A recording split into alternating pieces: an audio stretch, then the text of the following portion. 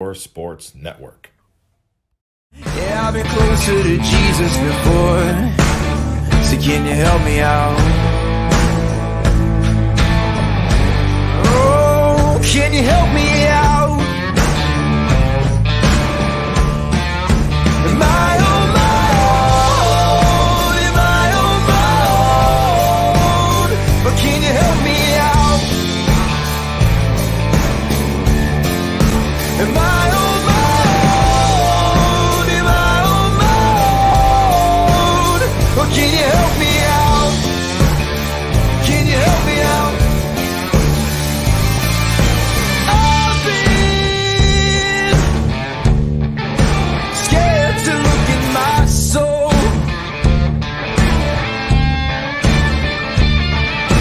I've been afraid I would follow the road.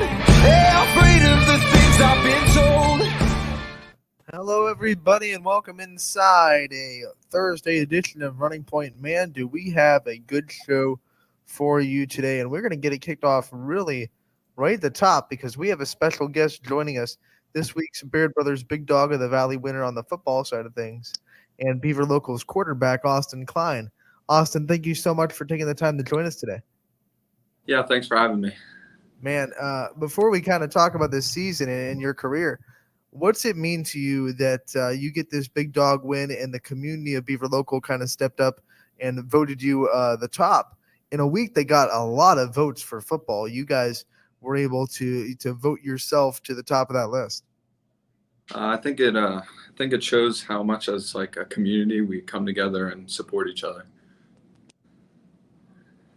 You know, Austin, looking at this season, I mean, you guys start off the season two tough teams, and you have your struggles, but I think you guys learned a lot about yourself, and the growth we've seen in the previous six straight victories for you guys has really shown a lot, and you've been a huge part of that reason why you've gotten a big dog honors. Now, talk to me a little bit about when that change kind of started. Obviously, you had some tough competition in the first 2 weeks, but still, you guys figured something out, and what clicked? Was it anything on your side? Did you find yourself clicking with your receivers more as the season went along?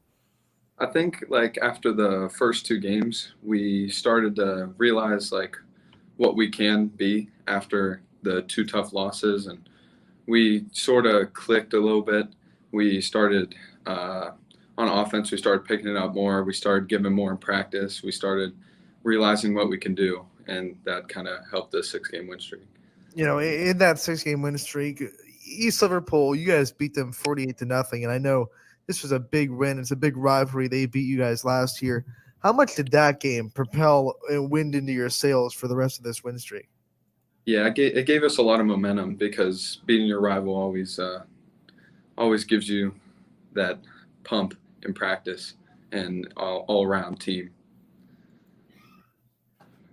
Looking at the games you've played this year, with the exception of Edison in the last 6 victories, you guys have scored over 40 points per game. So obviously something on offense is working and it's definitely clicking.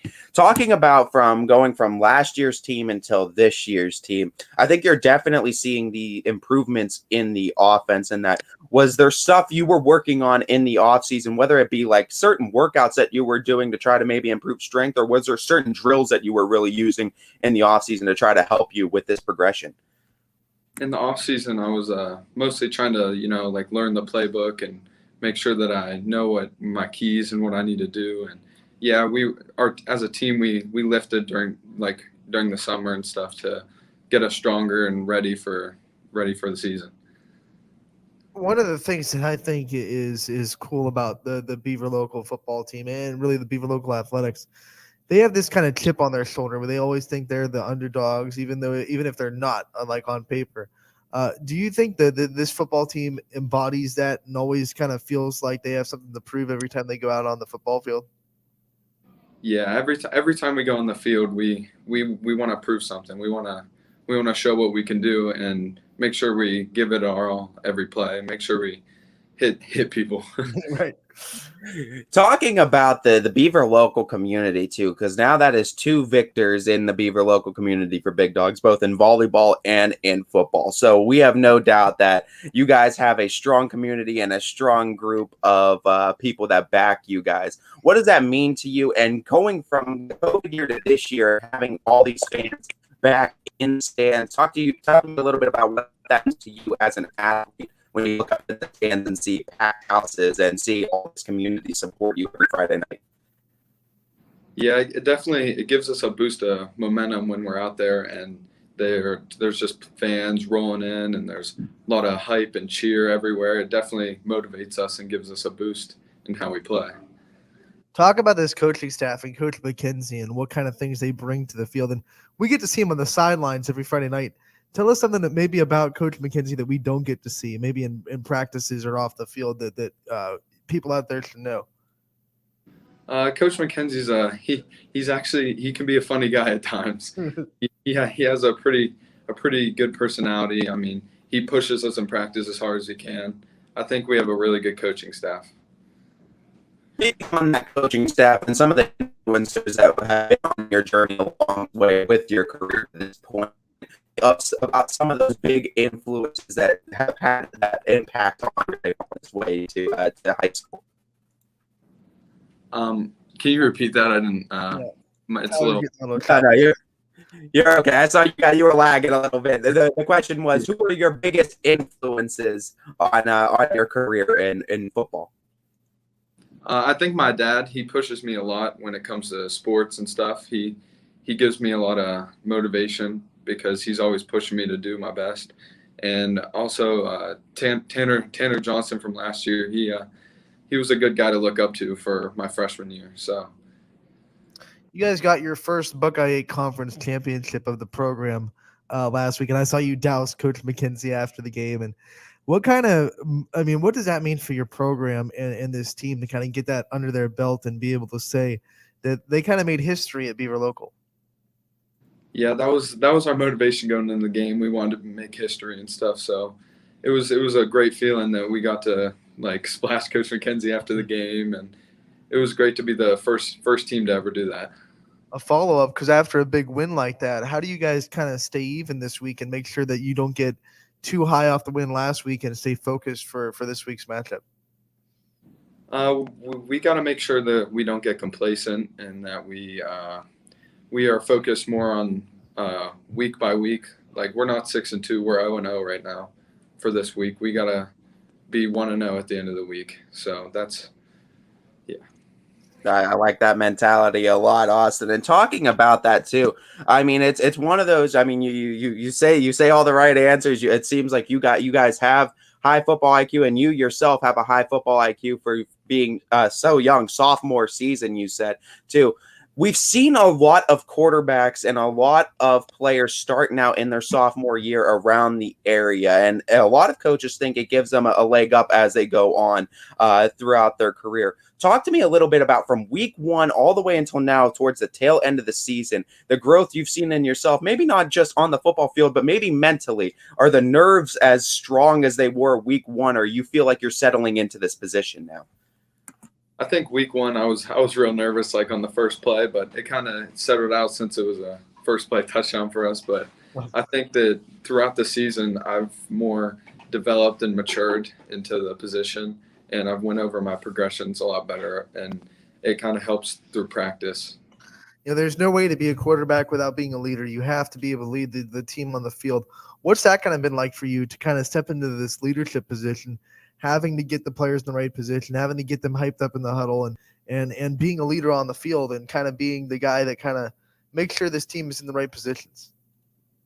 Well, I think it's I feel like I'm a natural leader. It's definitely hard being a sophomore to try and lead seniors and juniors that are on the field, but I think that I'm more of a natural when I'm on the field guy. I'm trying to get everyone hyped and ready to play.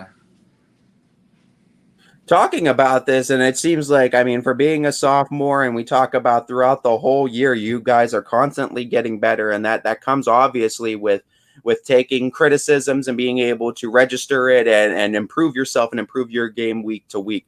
Talking about the criticisms a little bit more, what is one criticism or maybe one thing that a coach told you maybe earlier in your playing career that you didn't necessarily think about back then, but you're thinking about now and realizing maybe I should have done that or maybe I shouldn't have done that? I think back then they always talked to me because I used to be a running back down in Bantam year and stuff. But when they transferred me to QB, it was more of like footwork stuff. Like Coach McKenzie talks to me about all the time. I get criticized on it all the time. I gotta work on that. So I take that into consideration during the game and stuff.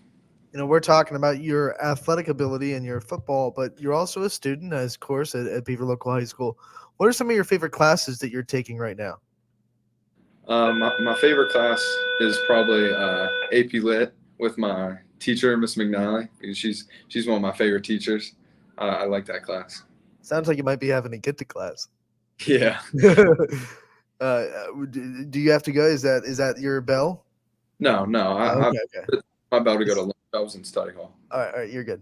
All right. As we wrap up this interview and we get to the final questions, anyhow, one of my final questions for you, just looking at your career too. I mean, still an underclassman, you got a lot to go in Beaver Local. What are some things you're looking to accomplish in your high school career, whether that be academically, whether that be on the football field or any other sport? What are some things you want to accomplish with your years remaining at Beaver Local? I wanna continue to get better as I continue on, and I wanna win the Buckeye 8 every year that I'm here. Make sure that I lead this team to as far as I can go. And academically, I want to maintain my 4.0 GPA and stuff like that, and keep doing good in school. There we go. I got him to say it. I wanted him to be the one to say it too. I had a little tip off from earlier shows that this might be the case. So, of course, we know that's impressive too, that you're able to do be so successful not only on the football field but also in the classroom. And we obviously here at YSN respect the student athlete of the game. Right. Okay. So 4.0, I have to ask, because that takes a lot of time management skills. How early in your schooling career did you kind of nail time management, or have you always been someone that kind of is good at it? Because I'll tell you, if I had to be a high school student and a football player and do all the things, like, I don't think I'd be able to do a 4.0 GPA. It's somewhat natural. I mean, I'm gifted in a decent amount, but my parents push me a lot. Like when I get home from practice, they always make sure that I'm doing my homework and get all my stuff done. What kind of thing gives you that drive, though? I mean, I imagine there has to be a passion for, not just football, but schoolwork and making sure your work gets done. What kind of gives you that drive to make sure that you keep going? I'm sure there are days when you're kind of, overwhelmed, or you feel like, man, why am I doing this? So what kind of gives you that drive to get past those times? Well, I really want to go to college, not only for sports, but academically, make sure I earn that too. So earning my way into college is kind of what drives me, because I like earning what I get. As there's no doubt this is going to be a great matchup with you guys too. Week 9, you're going to be last home game of the season versus Martins Ferry. So we're going to be looking forward to seeing you guys. So my last thing I want to do for you is kind of give you the time to call out the Beaver Local faithful. Tell them how much you want that packed house for the last home game of the regular season. Yeah, let's get it hype out there. Let's have a sold out stadium. Let's get ready to beat Martins Ferry. Austin, congratulations on winning Baird Brothers Big Dog of the Valley this week and everything that you've accomplished. Good luck to tomorrow night and the rest of the season, and I'm sure we'll be talking to you again real soon, because you're just a sophomore. Yeah, thank you. All right, that was Austin Klein, the quarterback and really a great student over at Beaver Local that won Baird Brothers Big Dog of the Valley this week for week 5, right? Because we're in 6 now. I believe so. I can't remember. The thing is, I don't know if it was 5. You know what? I could actually just check for us. I'm pretty sure it was week 5. I think it was week 5 as well. Let me just double check. Yep, it was week 5 for our big dogs, Baird Brothers, big dogs of the Valley. Man, weeks are meshing together. I'll Yeah. tell you that much. But what a good interview. What a good interview by one of our big dogs there in Austin Klein. And, honestly, from a sophomore, very mature kid. I'll give him that, man. He has a lot of maturity. And, I mean, you see that not really first chance I've personally gotten the opportunity to talk to him. Obviously, we know Mikey McKenzie knows a little bit about him. But, I mean, just talking with him now, you see about how mature and how well he carries himself, because we see it on the football field and we see how well he carries himself. And I mean, it doesn't seem like gets out of that moment. It always seems like he's always focused on that football field, and that's impressive for someone so young. I tell you, not only is his football ability, but that 4.0 GPA when you're a quarterback. I mean, every football player on the field is important, but you are so much pressure as a quarterback because you're called on to lead the team on the field. You have to know the playbook. There's just a lot to put on a quarterback's shoulders. So to be a sophomore quarterback on the varsity level and maintain a 4.0 GPA, it's almost hard to put into words how hard that is to do and how impressive it is. Averaging over 4.0 in the classroom, averaging over 40 on the football field in the last few weeks. I mean, doing everything all over the place and doing it with style on the football field as well, and doing a great job for this team as they look for another matchup that is definitely favored, I think, towards Beaver Local this week against Martins Ferry, as the Beavers continue and want to continue this hot streak. Remember at the beginning of the season, too, when everyone goes into that panic mode, when we were thinking teams like Springfield might not make the playoffs and teams like Beaver Local might not be. Said that.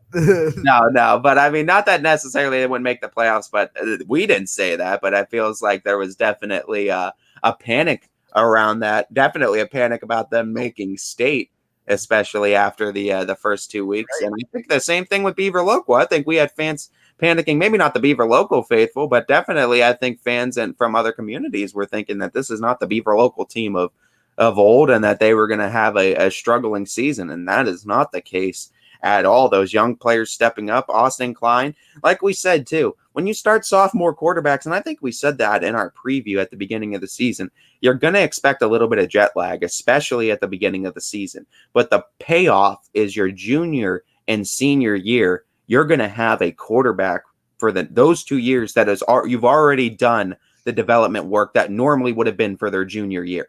So the development work's already done, and you already see the progression from week 1 to now and what Austin's been able to do. Now imagine how much higher his ceiling becomes for his junior and senior year now at Beaver Local. One of the things that impresses me, again, about the Beaver Local community is, man, they vote like crazy. And that's why and they have another chance to vote this week because Brooke Talbot on that list on the volleyball side of things. So Beaver Local could go in 2-peat, go football, volleyball, and 2 in volleyball, 1 in football. I got to tell you something, communities. You're going to have to beat them now because, in winter, they're going to have a bunch of 2-hour delays, and they're going to have that 2 hours up on you. So you're going to have to get on them now because if they're beating you now, they're going to get some wins in the winter. Then I'm telling you that right now. You give Beaver Local a 2-hour delay or a snow day. It's like giving Tom Brady a 21-point advantage going into a game. It's just something you can't do. You got to make sure you get it while you can. As Beaver Local, though, I mean, you look at what they've been able to do, and just to talk about them football-wise for a second, over in Division 13, that win last week, so far sitting at number 9 right now. So just on that outside of hosting that playoff game, if they can get to that 8 seed, granted, there's a little bit of room in between them and Glenville, 9.98 to 11.46. Glenville, of course, playing a Division 4 and Division 2 opponent in John Adams and John Hay the next couple of weeks. And Beaver Local playing D5 and D7. But we'll see. A loss could be detrimental to Glenville in the next couple of weeks. Yeah. Absolutely. So that was Once again, Austin Klein, the winner of the Baird Brothers Big Dog of the Valley. We have a big show today, Ty. Why don't you go into a preview of the other guests we're going to have on the show today? Because we got three more. Yeah, as we have also Coach Emil that's going to be joining us at 12:30 today, as well as Coach Bowerstocks from Heartland Christian Volleyball that will also be joining us today. And we're excited to have both of those coaches on as well. And who's the third one? Who's the other one? One's slipping my mind right now. Yeah, we're going to debut the interview with Debut Ryan. the interview. That's right. That's right. I keep thinking of it because we have the interview from yesterday that we were able to conduct too. Boardman Golf. Right. Ryan Sam, he is qualified for state. We got to talk to him yesterday off the air. We're going to debut that interview here on today's show around 1:40 towards the end of the show after our previews of the marquee matchups of this week in the football realm. So we're going to have a really jam-packed show for you today. Talked a lot of soccer yesterday. We go volleyball, football, and golf for you today. So we're making our rounds around fall sports here this week. Yep, and real quick before we start to get ready for Coach Emil to come on, we want to give a shout out to those soccer scores because some teams won some big games for their programs last night. West Branch girls win their 8th straight EBC championship with a 1-0 win over Salem. They scored the goal early in the game, and then that was all they needed. How about this? Their goalkeeper only needed one save on the night. It was a game that team played mostly in the middle of the field every time I was tuning into it. A great commentary too by the Salem staff, and EB joining in on that too. When I was listening in, they were doing a great job at that. And you know what? Great game by both schools. And looking forward into the playoff. Now this is going to be a tough out either of them. You look at how those two teams play defense and how those two really just kept the ball away from their side of the field. I mean, you talk about it. Literally, most of the game was played in the middle of the field, and these two teams played fantastically last night. And you would think that 8 straight would be the top number of the night, but Canfield, their girls soccer team, won their 10th straight AAC championship. They beat Fitch last night 1-0, and their goalkeeper only needed one save in that 1-0 win. Man, Canfield, West Branch, two really dominant programs that have been dominant for a long time.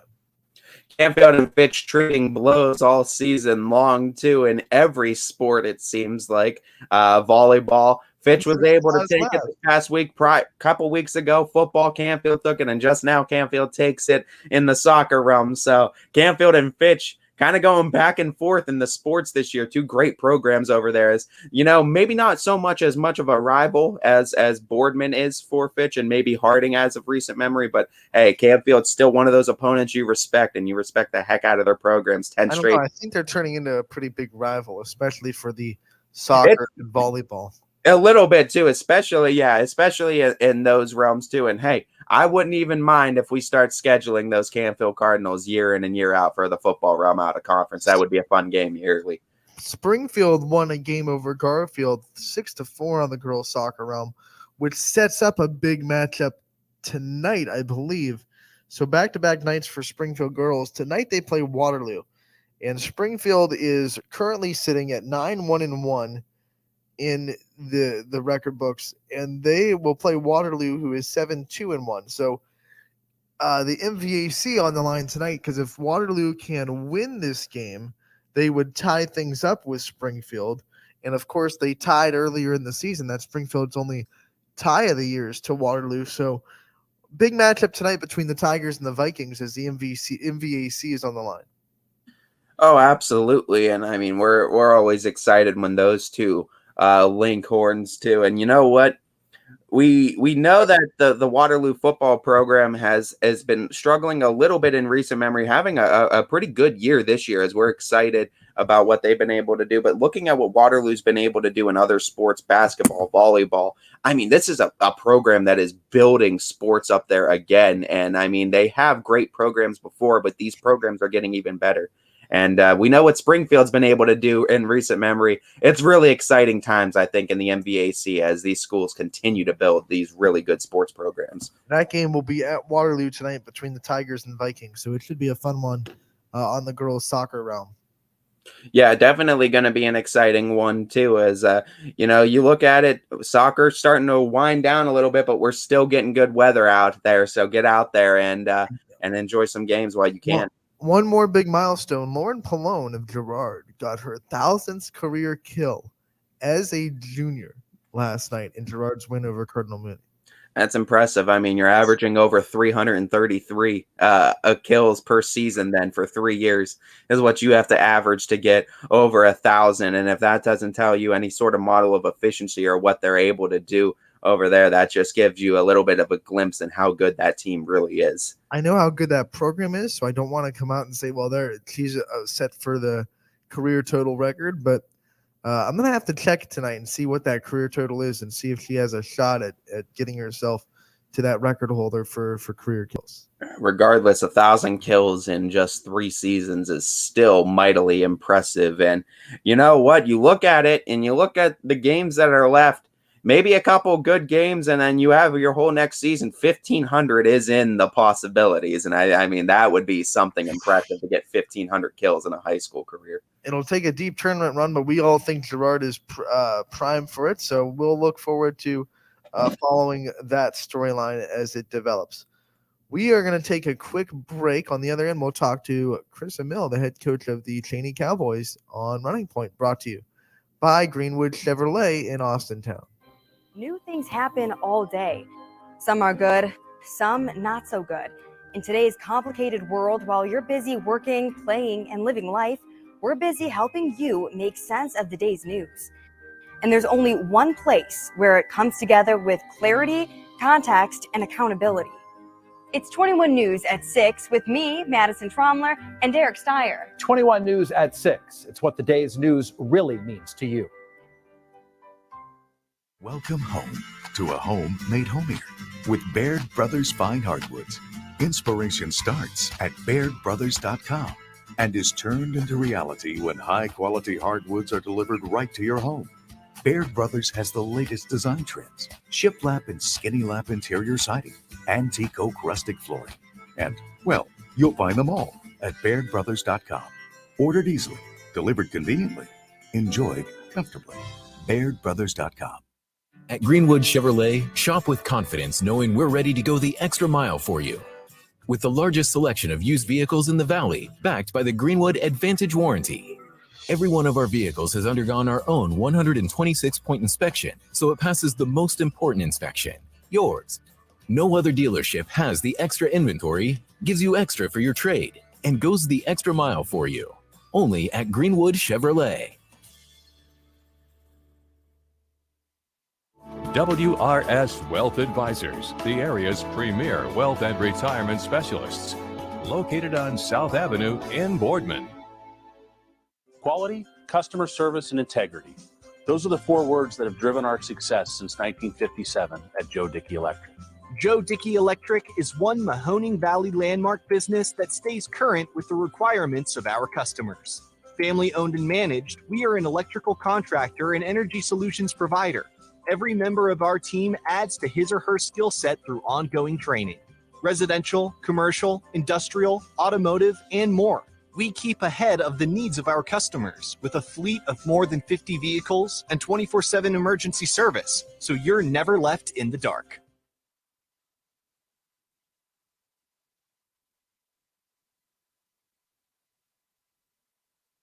When looking for home design inspiration, don't just be inspired, be Baird inspired. Whether new or remodeling, Baird Brothers has the latest trends like shiplap to refresh your home. Go from inspiration to installation with our wide selection of in-stock American hardwoods. From the rustic charm of antique oak to the warmth of traditional cherry, Baird Brothers has what you need to make your home inspiring. Baird Brothers, our family's heritage, your family's home. For a great vehicle and a great experience, come to Boardman Mitsubishi today. As always, our full lineup of Mitsubishi models comes with a standard 10-year, 100,000-mile powertrain warranty. Boardman Mitsubishi, your hometown Mitsubishi dealer since 1999. Coca's Pizza, always supporting our community and our local athletes. Stop in on game day or score big and have it delivered right to your door. Check out our daily specials at cocaspizza.com. That's Coca's Pizza, we serve it hot. At Hubbard Chevrolet, Hubbard can help you get the financing you need, regardless of your situation. I'm Tony Page, and I've helped thousands of customers in Northeast Ohio and Western Pennsylvania buy a vehicle. Visit HubbardChevy.com to get pre-approved. Remember, folks, Hubbard can help.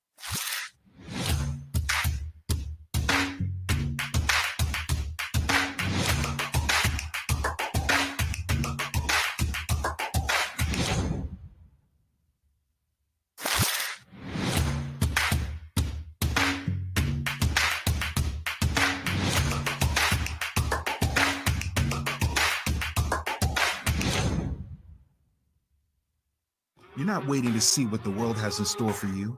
It's more about what you have in store for the world. All you need is the opportunity. All you need are the resources of a large university and the advantages of a personalized academic setting where you can experience new worlds in the arts and sciences, business, and education and make them your own. We are where you shape your future. We are Youngstown State University and proud.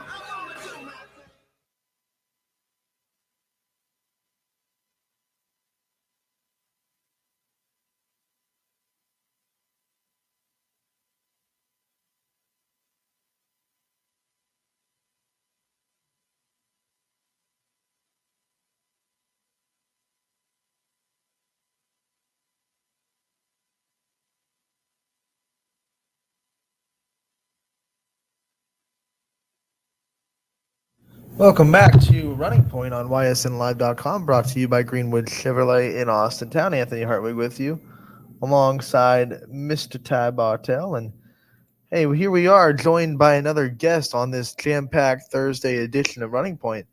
This time it is Chris Mill, head coach of the Cheney Cowboys. Coach, thank you so much for joining us. Oh, thanks for having me. I appreciate it. It's always a pleasure to talk to you, Coach. A big matchup this week. How's the team feeling this week leading up to Friday night? Feeling good. Practice has been going good. We're still slowly but surely getting guys back from the game we had to sit out with COVID, and getting some guys back from injury. So still trying to get full strength, but practice has been great. Guys are upbeat and ready to go. Coach, I think there's no doubt. First off, foremost, I want to congratulate you on this win this last Friday. That Howland team is one that is a very physical team, and I knew going into this that was going to be a matchup of physicality. And you guys came out on top, and a feeling that I kind of felt you guys would, though. But talk to me a little bit about the physicality of this team and what that true toughness and grit means to you, as I feel like it exemplifies the city of Youngstown tremendously. Yeah, it definitely does. I mean, that's what Youngstown is. It's a tough blue collar, steel town. The old steel valley, the steel mills, everything that comes with Youngstown. We've made some adjustments. We moved some people around, and we just started to put guys in position that just want to play football. And they may not be linemen, and they may not be receivers or different things, but guys just want to play, and they're going to play hard, and they're going to play physical. And, some of the things we do at practice, and some of our individual stuff is we fight or we roll. Like, you have to make up your mind. Either we're going to fight through double teams and triple teams, different things, or you just got to kind of roll out. We're going to find guys that are willing to fight and do the things needed for the team and not just themselves. I like that you mentioned the fact that there are guys that just want to play football. They just want to play. How much growth have you seen from guys that are being put in positions that maybe they didn't expect to be put in this year, and being able to accept that and then go and execute to the level that they know they can execute? The growth has been tremendous. You look at stats from the last two games. We probably have run for 300 yards, coming out of Painesville. We were inside the red zone 3-4 times, penalties, just different things. A big turnover that was returned for a touchdown killed us. But you see the physicality. You see guys coming off the ball. You see holes opening up, and our running backs are just making the right reads, and so is our quarterback. So guys that haven't played there, like I said, the fact that they just want to play football and they're willing to do what it takes to play. You just see a big difference, between some of those guys and guys that, I don't want to say are prima donnas, because they're really not. But you just get some guys that are trying to play for a football scholarship and not necessarily play to win a game and play for their teammates. And now that you're starting to see some of these guys play that are playing for their teammates that want to play, these other guys, they have to step up their game or they're going to miss out. So it's been great. It's been working for us big time. Talking about those guys and that growth, the one guy I really want to highlight is one of the guys that's going to be up for your Big Dogs of the Valley, for our Big Dogs of the Valley, Bear Brothers Big Dogs of the Valley this year, and Matt Jones. Talk to me a little bit about what you've seen out of him, especially recently, what he's been able to do production-wise on that football field as well as off of it. Yeah, I mean, Matt has grown a lot. I mean, you're talking about a young man that's a really good basketball player. So we didn't have Matt for the summer. Matt was traveling and doing the AAU circuit. That's something else that we have to deal with a lot here. So he wasn't there June and July. He didn't scrimmage in either scrimmage because he was in Vegas and different places for these big tournaments.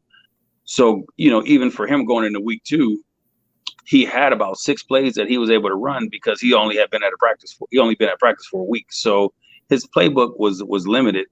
And now you just start to see you're able to put more on his plate.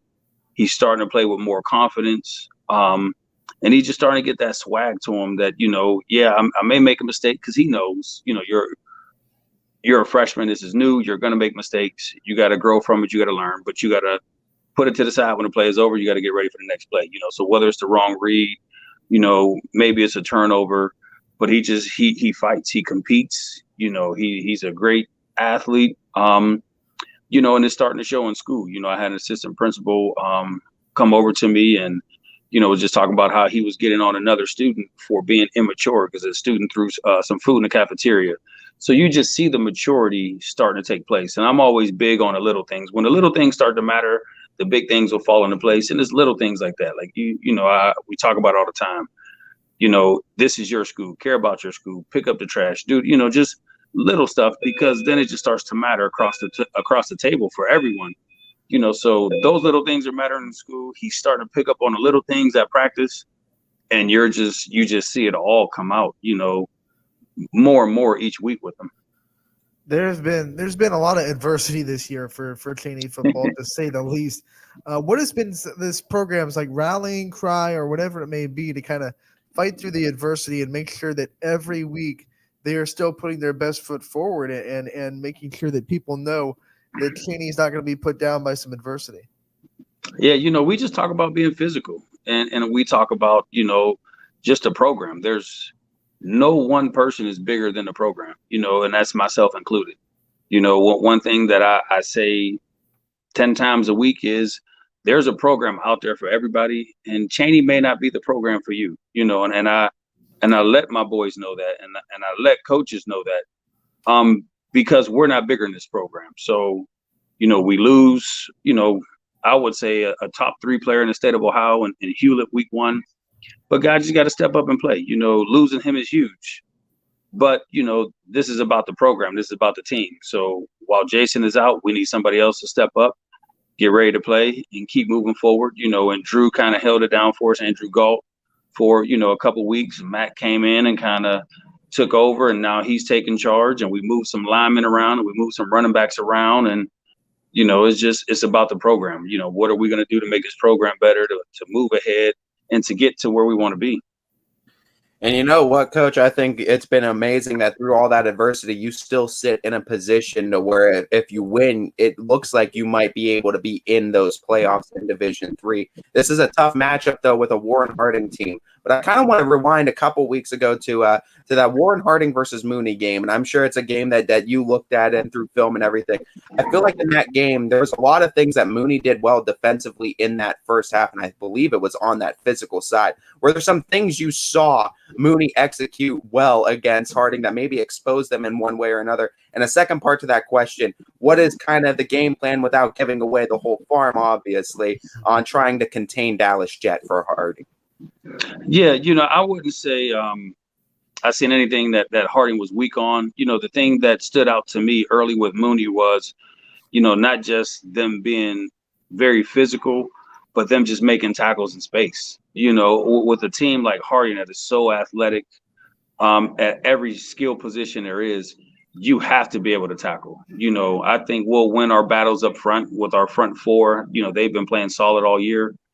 But it's those skill guys, and making sure that we tackle those guys in space and just changing things up for them. The quarterback is a tremendous runner, so of course we got to contain him.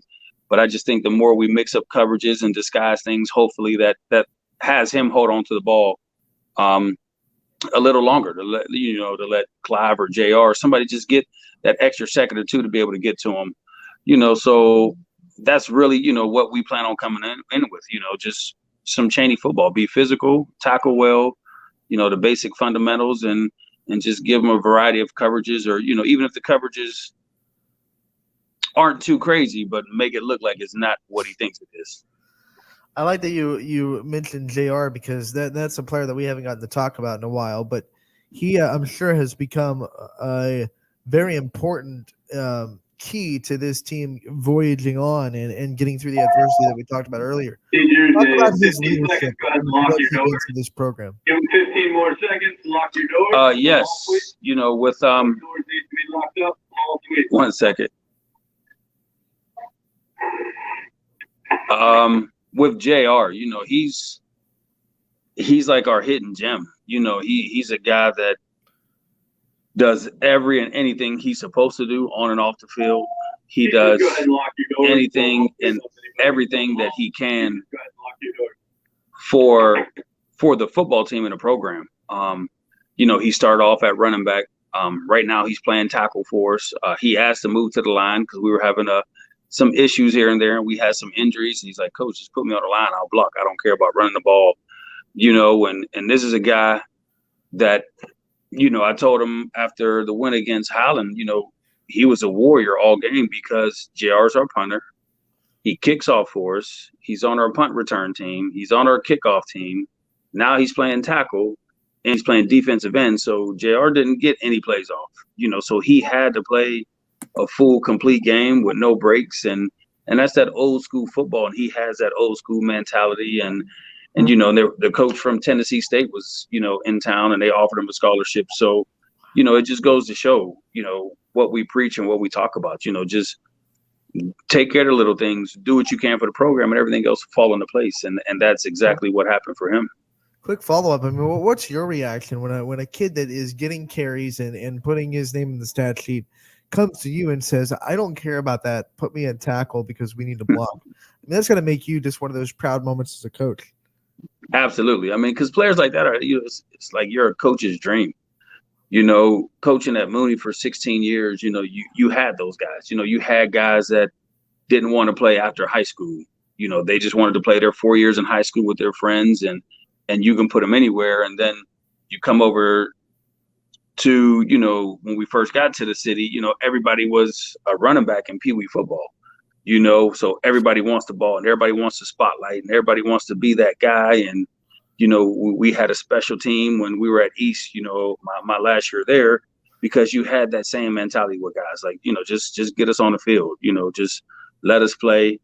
And you're seeing it now, and this senior class is the first class that started at Chaney, so it's just been building. And these guys are really, solidifying that foundation has been set. And, so when they come, like a JR comes and Christian Jones, is playing guard, when those guys come and say, Coach, just put me on the line or, play me wherever you need me, I just want to win. Like, you just start to see everything that has been poured into these young men and to the program, it's just starting to reap the benefits of it. So, I mean, it feels incredible.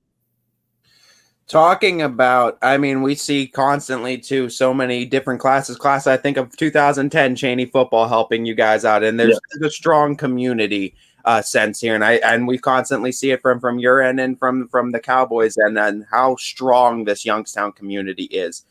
In the same sense, in talking about how strong the community is, I want you to highlight that, but also talk to me about this last home game of the regular season at Reign Stadium. It's a win that would be huge for the Cowboys, playoff-wise, but also city-wise. What would this win mean to the Cheney Cowboys, and as well as highlight the community support that you've gotten this season, as well as since you've taken over? For us as a school, it would mean a lot. I think Warren Harding is a great program. I mean, they're rich in tradition and history, and not saying that we aren't, but being gone for 11 years, you kind of lose that. So just trying to get some of that back and letting some of those games slip away early that we had a chance to win. So to come out and win this game and to pretty much put us in the playoffs, that would be huge and a great stepping stone for this program. As far as the community goes, I mean, I'm an old school kind of guy, where it takes a village. And I think the way the village pours into my boys and this whole program, for them to be able to see the benefits of everything that they've given, and a lot of them have sacrificed, to help out, but just to be able to see the benefits of everything that they sacrifice and given in the time that they've put in, it's not just Coach Chris's Cowboys, made it to the playoffs. It truly is Youngstown Cheney. Coach, thank you so much for taking the time to join us today. Good luck against Warren Harding here and tomorrow night, and we look forward to talking to you again real soon. Thanks, I appreciate it. You guys have a good one. You too. Coach Emil, the head coach of the Cheney Cowboys, always great to have on Running Point. We are so thrilled that he was able to join us today, Ty. And I just, my favorite part of that interview was JR and the running back coming to the coach and saying, just put me on the line. We're struggling with blocking and I can help. I mean, that's next level stuff. We talk about it. We talk about like the Coach Yeagley's, the Coach Parker's, and Coach Emil fits in that class as those coaches where after you talk to them, you, like DJ says, you want to run through a brick wall for them. Like they're one of those guys that can get you motivated and get you to believe and buy into anything. And that goes to show too, in the maturity level of not only the entire team, which Coach Emil does a fantastic job with, but it is also, as you see, how they take responsibility in the team as well, and saying that, hey, maybe I don't need to be in this position right now. The team needs me right here. Let me do what the team needs right now and benefit for our success. And I think that's absolutely incredible that you take themselves the eye out of the football and make them focus more in on just the team aspect, as they're a moving part in a whole system, and it's not just them as a single piece. And I think that's huge. And I love, because the fact that he came to coach and coach didn't come to him and say, hey, we need someone on the line, we're going to put you on the line. He came to the coach. That just shows me the buy-in. And we've talked about buy-in a lot with the coaches that we talked to this week. It shows me the buy-in of this program, saying what he said too. It's the program is bigger than me, and for the program to succeed, I need to be on the offensive line.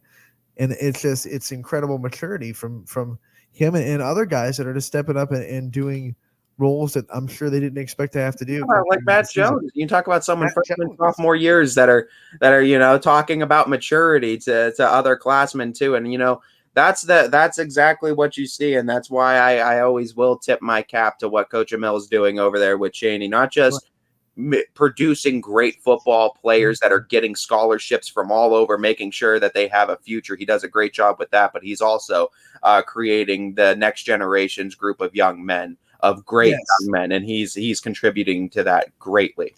And I like that you brought that up, because that story about Matt Jones calling out other students for being immature or whatever, it shows you that, we talk about it in football all the time, and it's him on the football field, but it's Coach Emil and the staff and the Cheney football program are turning him into a leader of the school, and leader of the school of even students that aren't playing football. That's what makes that really impressive. And I mean, leader on the football team, leader at the school. You see the Youngstown community almost rally around Coach Emil too, and he's almost kind of acting as like one of the talking figureheads, especially in this football season, because it's something that the city of Youngstown has been looking forward to and are so happy to finally get back and to be there in full capacity and everything.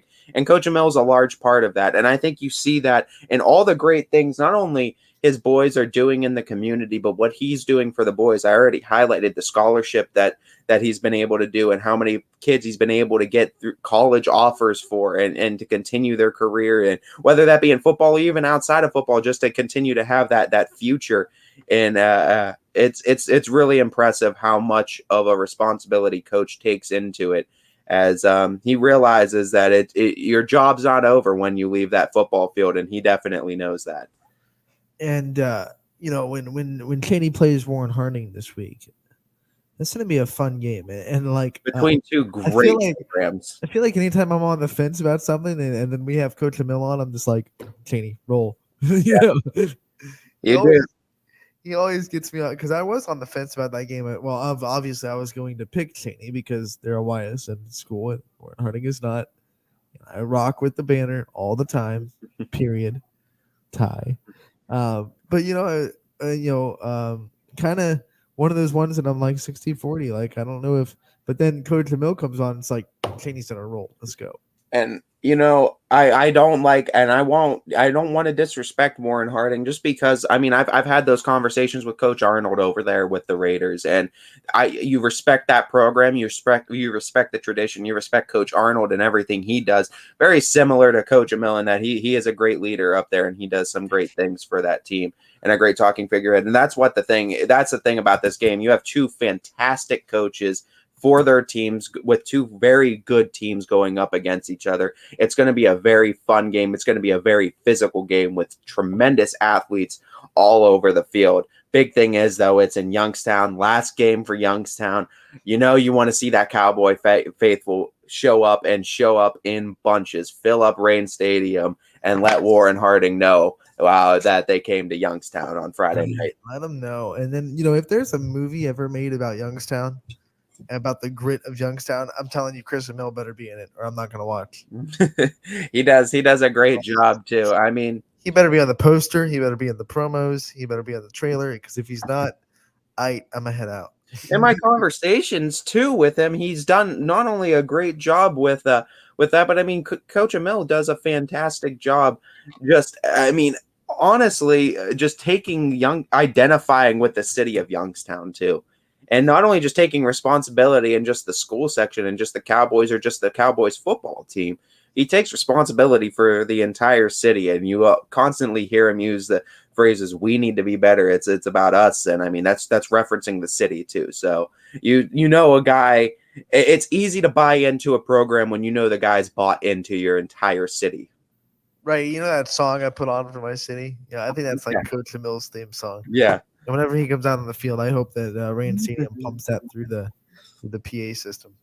Yeah, absolutely. As we definitely wish the Cheney Cowboys the best of luck on Friday night versus the Raiders of Warren Harding. I can't believe we're at week 9. Going by quickly, as a little bit more movement probably going to happen after week 9, and only after that, our maps are pretty much going to be set. There might be a little bit of things that might throw us off course the last week, but we're pretty much going to have everything mapped out for the playoffs in every division, or at least a good majority of it. So it should be fun after this week. We're going to have previews of a couple of marquee matchups of week 9 later in the show. But before we get to that, we are going to have another interview, another guest on this jam-packed Thursday edition of Running Point. It's going to be Coach Maggie Bowersox of Heartland Christian Volleyball. She's joining us at 1 o'clock, and that's pretty soon. So we'll just preview real quick. Heartland, a proud volleyball program, and one of the things I got to call their game on Monday against Crestview, and I love watching Coach Bowersox coach, because she gets into it. She's jumping up and down. She's, hanging on every ball, whether it's not going to get in the line. You see her do one of these, like, it's just one of those coaches that you can just tell without even talking to her, just watching her body language, that she is into that program, and she is hinging on, like, emotionally involved in the success of that program. And not that, you hope that every coach out there is, but it goes a little bit extra when you see a coach just like almost reacting like a fan to every ball that goes over the net. Like, oh, can we get that? Like a fan on the couch instead of a coach. You see some coaches sit on the sideline. They're just, arms crossed or looking at their playbook or whatever. But Coach Bowersox is emotionally invested in every single point, which I think I was very I enjoyed watching her coach very much. You love seeing it too when your coaches are fans of the way you play Right. too, because it goes into showing that they really care about your success and they really care about you becoming successful and you progressing too. And I mean that's a great thing, and it's a great feeling to have when you have a coach that's really that invested into your success that they're hanging on with every second with you. That's why they try to tell you. And I remember a few coaches that have said this too. I'll be the ones that have all the reactions. You need to stay calm on the court. I'll be your reactions for you. And then that seems to be what Coach Bowersox takes. Yeah, it's like the epitome of Coach Bowersox from the times that I've gotten to see her. So we'll take a quick break, and on the other end, we will talk to Coach Bowersox, head coach of Heartland Christian Volleyball. Don't go anywhere. Running Point, brought to you by Greenwood Chevrolet in Austintown. Every customer has a story, and at Greenwood Chevrolet, we are committed to making sure it ends with you in the right vehicle. I get to be part of somebody's adventure, whether it's buying a car for the first time, helping them get approved, or finding the perfect car for their budget. I'm proud that people trust me with their finances. They trust me to take care of them, and they trust me with their story. I'm Tracy, and I'm ready to go the extra mile for you, only at Greenwood Chevrolet. Working with your family can be stressful at times, but because they're family, you know that you're going to get a loving, honest answer, even when things don't make sense to any problem. Dealing with Medicare can be confusing and overwhelming. That's why here at Myers Family Insurance, we do our best to give you honest and caring answers to all of your questions. Family, like Medicare, isn't always perfect, but when you put others first, the results can be amazing. For all your Medicare needs, call Myers Family Insurance.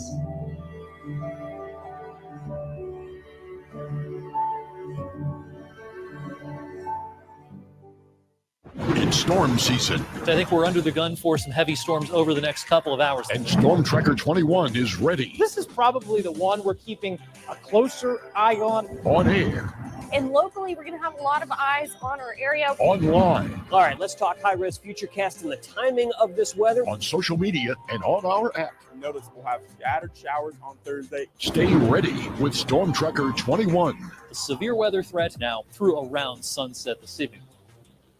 Hi, this is Tommy Clem, owner of WRS Insurance Solutions. WRS Insurance Solutions is a local independent agency that specializes in life, Medicare, long-term care, and disability products. Call us at 330-953-3722 or visit us at wrsinsurancesolutions.com to learn more. Good luck to all the student athletes in the Valley.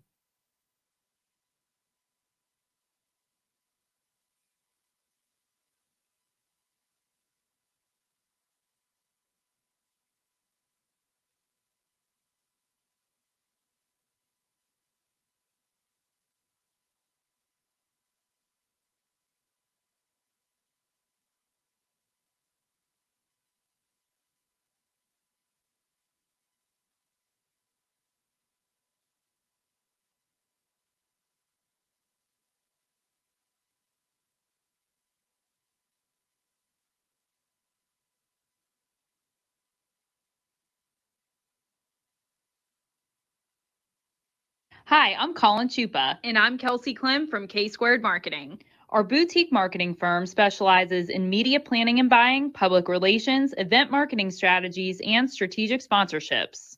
We can integrate our services with your existing game plan, or we can be your entire marketing team. Your goals, our game plan. Let's win together. Call K-Squared Marketing at 330-623-2730 or visit ksquared.marketing to learn more.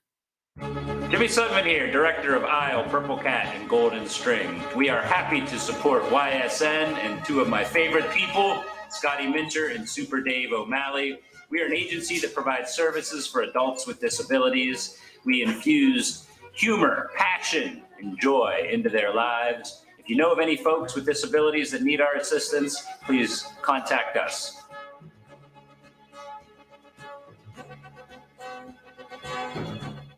Your teams work hard and give it all they've got. Well, so does ours, because 21 Sports and YSN give you extra effort when covering local sports. 21 Sports and YSN, winning coverage of our Valley's teams. Planning a project around your home or rental property? Trust the electrical service to the local experts with 62 years of serving the Mahoning Valley. Joe Dickey Electric is your local go-to source for responsive, reliable residential electrical work. From everyday maintenance and repairs to new installations, electrical upgrades, and safety inspections, no job is too big or too small. Call Joe Dickey Electric today, 800-549-3976, or visit DickeyElectric.com. That's DickeyElectric.com. Dealing with Medicare can be confusing and overwhelming. That's why here at Myers Family Insurance, we do our best to give you honest and caring answers to all of your questions. Family, like Medicare, isn't always perfect, but when you put others first, the results can be amazing. Welcome back to Running Point on ysnlive.com, brought to you by Greenwood Chevrolet in Austintown. Anthony Hartwig alongside Ty Bartell, and we are joined by the Heartland Christian volleyball coach, Maggie Bowerstocks. Coach, thank you so much for taking the time to join us today. Yeah, thank you for having me. What a season you guys have had so far. You know, we're gearing up for tournaments last week of the volleyball season. Since we're getting you on here at the last week of the volleyball season, and I believe tell us a little bit about what you've seen from your team, what the growth you've seen from week 1 to now, and where you think you guys stand right now. Yeah. Well, I knew going into this season it was going to be a building season. I have a really young team. Last year we lost 3 seniors that I've coached in 7th grade. So I definitely knew this year was going to be a building year. And I'm very big on the mental game. I always tell the girls it's 70% mental, 30% physical. So I'm really proud of their mental growth from the beginning of the year till now. There's definitely early on, we are making a lot more errors. Lost a few games I think we shouldn't have lost, but just mentally, we took ourselves out. We weren't able to compete. And now finally you see them, like the team's meshing better, and they're just starting to understand. The freshmen are getting more experience, so they're finally starting to get there now. It just happens to be at the end of the season. We're finally picking up that energy. Talking about that too, there's no doubt you guys had some tough opponents on your schedule. Crestview, Western Reserve. There's some very good teams that you guys got exposure to that I think are going to help you with the tournament. I believe you face Lowville though tonight, and this is going to be a good matchup, I believe, with the Rockets. Talk to me a little bit about this matchup and preview a little bit for us what you're expecting tonight, and how much are you going to use as far as your roster? Are you going to try to be a little bit conservative before playoffs, or are you going to try to get them all exposed tonight? Yeah, well, tonight's our senior night, so I do want to get my seniors as much playing time. I do have some seniors who sit the bench, and so I'm really hoping today to get them in. And a lot of that, it just depends also on who's going to play and who's going to show up. Obviously, I hope we do win, and I'm expecting to win. I think all coaches, we're planning to win, planning our team to preparing them to hopefully win. So, yeah, I just want to get hopefully my seniors as much playing time. But I'm also trying to get some of those younger girls. A lot of those girls are getting a lot of playing time in. And I'm starting to deal with some injuries too. So some of those girls, depending on injuries, we'll see. It's almost like every day one of these girls comes up to me and they're like, "Coach, this hurts." And I'm like, "Oh, geez, nobody else get hurt, please." This week you had back-to-back games with Crestview on Monday and Tuesday, and obviously what a tough team to play. What kind of things do you see from your team to grow from set to set with Crestview? And I was there on Monday night and I saw growth just from set 1 to set 3 and playing those tough teams. What did you see from your team from Monday and Tuesday night, raising the standard a little bit, getting Crestview under their belt? Yeah, I'm so proud of how they played. We lost, and I'll tell the girls, I'll take a loss to a great team. Crestview, they've had an undefeated season, and I respect Coach Alicia so much. She does wonderful things with her program. And I tell the girls, I'll take a loss if you can walk off that court knowing you gave 100%, knowing you were disciplined, knowing you played your hardest. And I think we did that. That Monday and Tuesday was really where I saw a lot of the mental growth. For that, I was talking, we didn't quite have at the beginning of the season, and we showed it Monday and Tuesday. Sometimes with a team like that, girls can shut down, and that's when you really see teams getting crushed. And you can tell on their faces, you can tell on their demeanors that they don't even want to be there. And it can easily happen with a team like Crestview. But my girls didn't do that. And we maybe had moments of it, little bits here and there, but overall, they didn't. I think they fought. Crestview has amazing girls, and they got quality kills, and I think we were able to score some quality kills.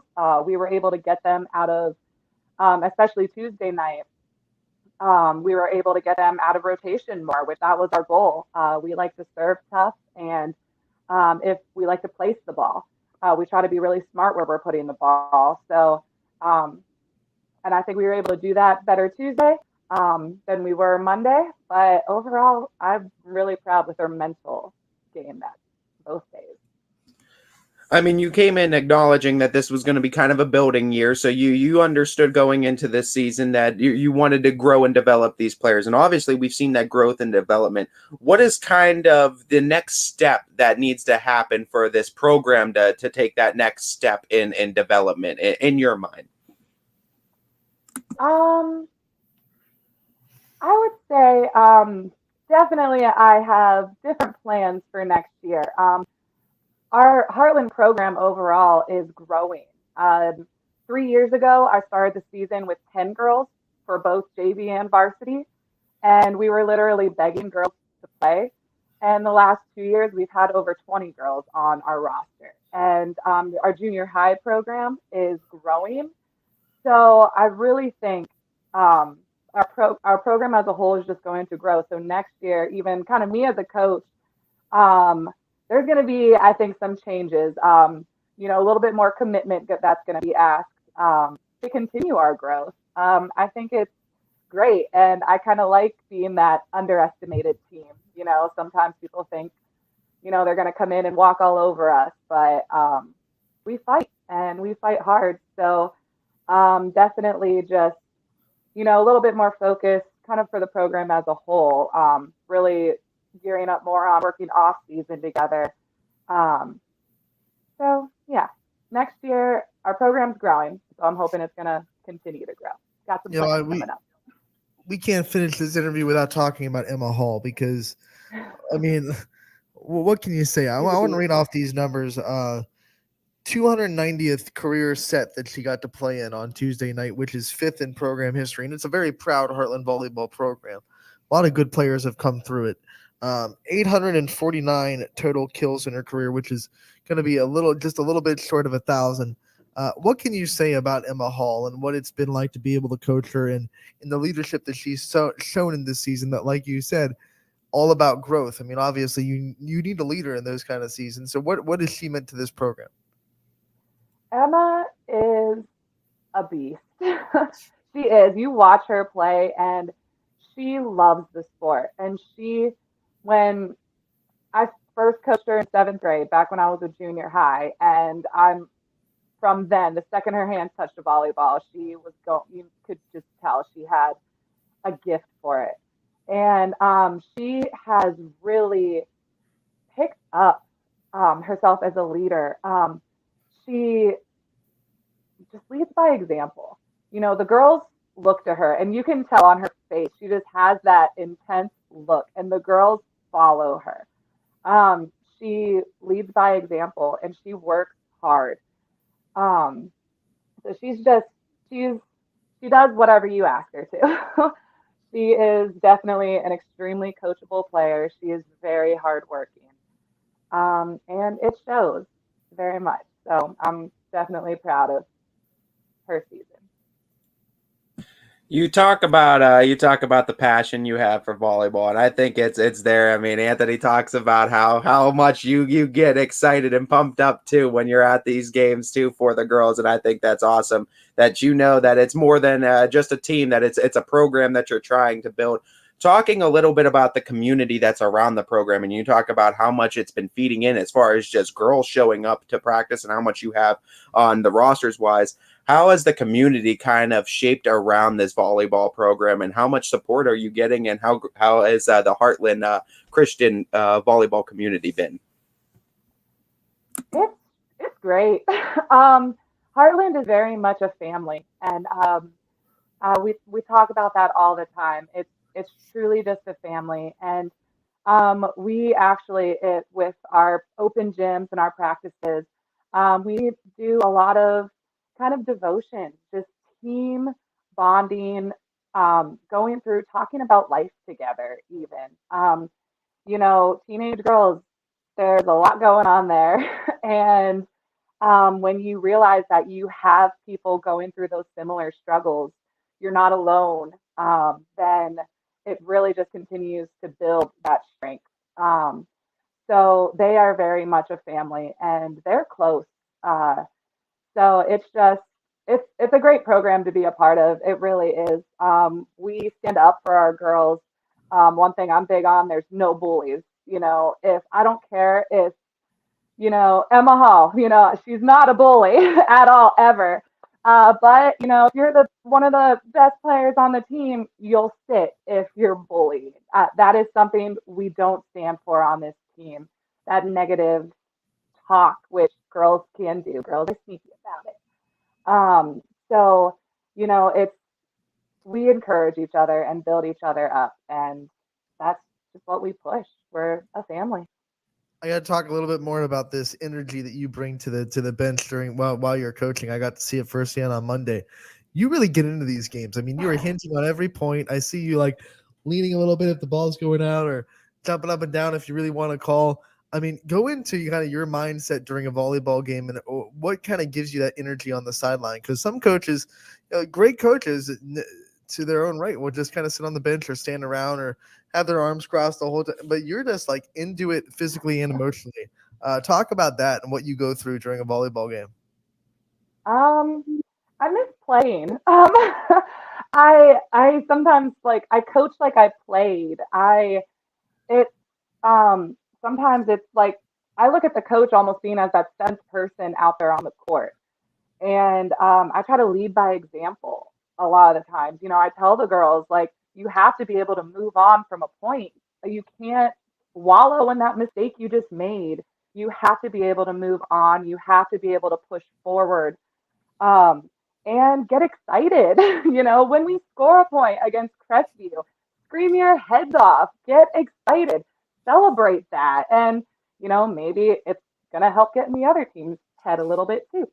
But, it's just, I love the sport and I do miss playing, but now I kind of got to live vicariously through them. But coaching, I can still get into it. And it's just, yeah, my brain works best in the moment. So I have to be in the moment to kind of understand and better coach, I guess. It's a question I, of course, always love to ask the players that have turned coaches. So I'm going to ask it to you as well. What is that one thing that Coach Bowersox would tell yourself as a player, if you could? Let me think. Probably. Sometimes you don't know it all. I was kind of a know-it-all player. I'll admit that. Sometimes my head got a little bit too big. So, whenever it's easy to do that in volleyball, of course, you're getting all these kills, you're getting all this, you want to, and, just really listen to the coaches, because someday you may be a coach yourself. So, it's finally now that I'm in a coach and I'm in that area and I'm like, oh, wow, there's some things I should have maybe done differently as a player. And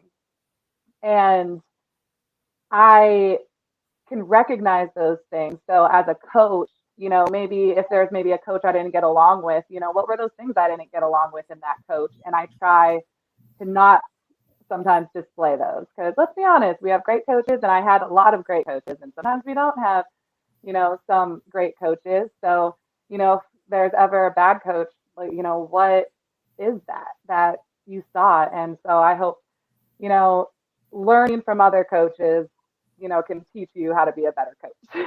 So Before we let you go, we want to preview tournaments a little bit. You guys are the 17 seed in the Division 4, and you will be in the Brookfield kind of sectional, I guess you could call it.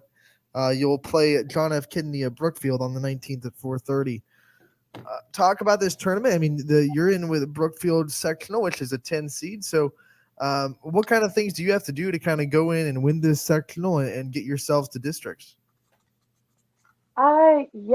We're focusing a lot on really minimizing our errors. Like a young team, you're very error prone. So we're really focusing on just drilling basics, getting that muscle memory, really focusing on a lot of our hitting errors and blocking errors are kind of our biggest two errors right now. So we've been doing a lot of hitting and a lot of blocking. And of course, as well as serve receive and working on defense. But, we've really kind of been drilling on those areas that where we're seeing a lot of our errors. We're trying to really minimize those errors. And sometimes, volleyball becomes the team that makes the least amount of errors. So that's what I'll focus on. As of course, Coach, our final question that I have for you, obviously, senior night, you're talking about the end of the regular season right before tournament time, so it's winding down. Talking about the seniors that you have, just doing a little bit of reflection with them. What has been your favorite part of kind of coaching them as they're taking their final steps on for the final regular season game of the season? Yeah, these seniors, they're great. I'm gonna miss them all so much. Two of the seniors, 3 years ago when I said we only had 10 girls, two of them joined at that time, and then they continued to play. And they're just amazing leaders overall for all the girls. Even just leading the team in prayer and just coming together. They're loud. One of my seniors, she's one that oftentimes sits the bench, and she is the first one off that bench whenever we're scoring. So it's just, they love the team, and it's just so great to see that even though, you may not be getting a lot of playing time, they are still the biggest cheerleaders and the biggest encouragement. So they're definitely going to be missed coming up next year. Coach, thank you so much for taking the time to join us. We love talking to you, and we will wish you the best of luck tonight and in the tournament. And, who knows, we might talk to you again real soon. All right. Thank you.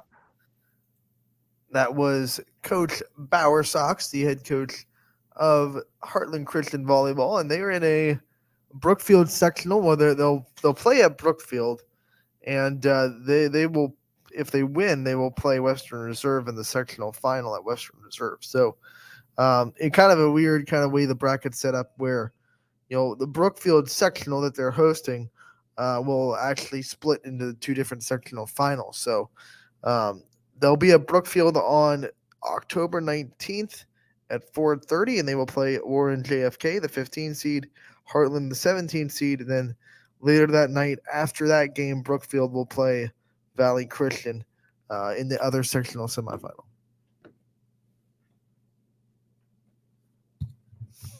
There we go. As it's going to be some good matchups for Heartland Christian too. And I mean, you'll see, we've seen the growth all season, and some matchups with Crestview might help them out before the start of the season, getting them ready and getting them that tough competition before the tournament. So excited to see what Coach Bauer Sox and the Heartland Christian group of girls come out to fight with tournament time. All right. It was a great conversation. We have games to preview. We have some marquee matchups. Ty, what is our first marquee matchup that we're going to preview today and get us started with some info about this game and the teams that are featured in it. Yeah, so let me pull up what we got here as far as our games are concerned. As the games that we're looking at too this season, we're focusing now on, at this point, teams that are either in the playoffs, the teams that are kind of locked in the playoffs. So, our West Branch teams, our South Range teams, we're not really kind of looking at these kind of teams right now because they're kind of locked in where they're going to be. Next week, they kind of have a little bit bigger matchups that we're going to probably be talking about a lot more. But this week, we're going to kind of lay off the big name teams because there's a lot of teams lower, especially 15, 16 seeds where we're talking about where it's like 6 teams fighting for the last 4 spots. And that's what we're kind of going to be focusing on this week. So for me, let me pull them up now. And there was one I wanted to talk about here. I'm just waiting for this thing to load up for my information on it. 1 second. There we go. All right. So the first game that I had on our list and that I think is going to be actually one that's going to be very good is this Mineral Ridge at Lowville game that we talked about with Scotty, but I wanted to still talk about it real quick and finish talking about it before we move on to the other games. So looking at this one, this is a matchup between 2 quarterbacks too. We talked about Mark Bunch versus Vinny Balone, and we talked about the offensive lines that we're going to be seeing and how that's going to be huge. The secondaries are going to be a battle. And talking about that, we kind of previewed this a little bit yesterday, but I just wanted to finish this preview off before we go on with it. I think this is still going to be a matchup too, where if Lowville with these last 2 games against Western Reserve and Mcdonald, if it taught them anything, it's that they're going to need to be good tacklers, especially in the open field. And we saw that a lot too from Lowville on the defensive side against Mcdonald. And I think they're going to need to have that same success. However, now going up against 2 run-heavy style offenses and now going to have to go up against Mark Bunch, I'm curious to see how Lowville's defense is going to adjust from that after the 2 previous weeks. Yeah, and I said this with Scotty a little bit yesterday, but I think in the 2 games, Western Reserve, even Waterloo before Western Reserve that Lowville played, those were offenses that were almost exclusively run, and Lowville did struggle to stop the run a little bit, and that was when Lowville could afford to load the box and say we're gonna maybe give 8 people in the box to stop the run. Mark Bunch brings a dynamic thing to this offense where he can hurt you with his arm just as much as he can with his legs. So Lowville's going to have to stop the run without having to commit safeties to the run defense, because I think Mark Bunch is in this passing offense too good to commit your safeties to stopping the run. Yeah, absolutely. And this is going to be what's interesting too, because you're talking about number 16 in Region 21 and in Mineral Ridge, and you're talking about number 8 in Region 25 for Lowville. So both of these teams, Lowville holding on to a home field advantage right now, Mineral Ridge holding on to their playoff life right now. That's going to be what's going to make this matchup so interesting. Both of these teams are really fighting for something going into this game. And what makes this game hard to kind of decide how it's going to go or pick is that we haven't seen consistency from Mineral Ridge, and that's one of the things that they have to work on, being a consistent team, because we've seen them look really good and we've seen them kind of drop off a little bit in some games. So if they show up like they did against Sebring and they have that dynamic offense, and if they show up like they did against Newton Falls early in the season, then they will be really tough for Lowville to beat. But we have also seen a Mineral Ridge team come out, look flat, and make mistakes and not disciplined. If that Mineral Ridge shows up, then Lowville could walk away with this one. So it makes it hard to pick when you don't know what team's going to show up, because you pick Mineral Ridge and then the wrong team shows up, and you look like, oh man, I can't believe I did that. But if you don't pick Mineral Ridge and they do show up, they have a good chance to win this game.